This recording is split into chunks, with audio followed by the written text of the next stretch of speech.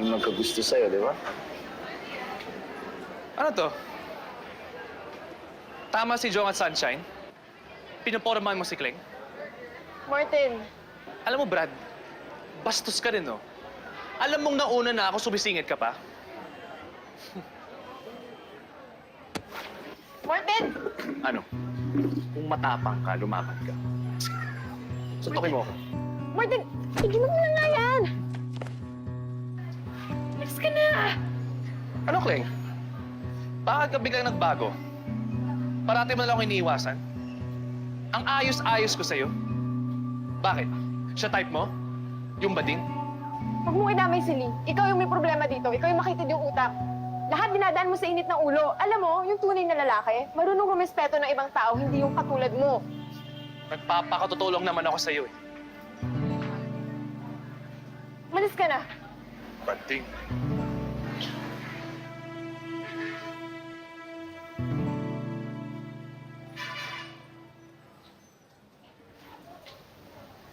Sasya ka na. Sasya ka na, Martin.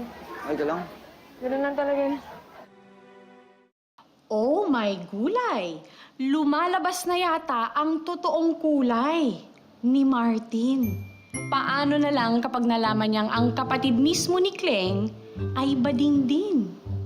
Kapag mismong pamilya mo na ang posibleng maagrabyado, isasantabi mo na lang ba ang tinitibok ng iyong puso?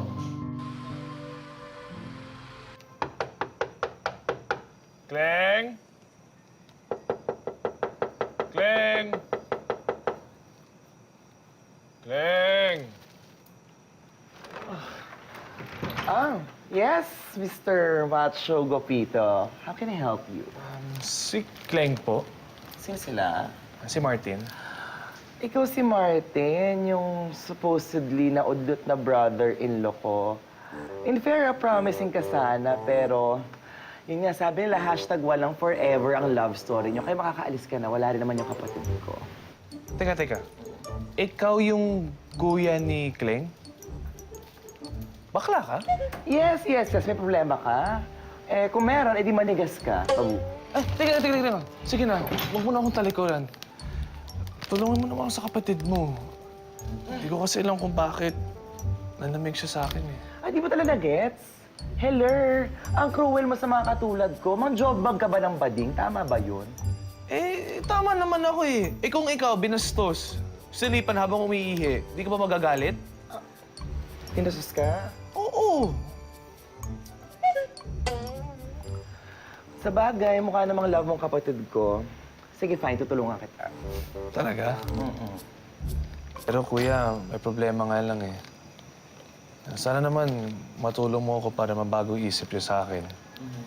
Eh, paano yan? Meron tong kasing silly. Eh, baka kasi sagutin niya bago ako. Anong gagawin ko dun? Wait lang. Si Lee nang liligaw sa kanya. Oh my God, hindi to pwede. This cannot be. Kaya nga, di ba? Kaya tulungan mo naman ako. Sige, isip ako, ha.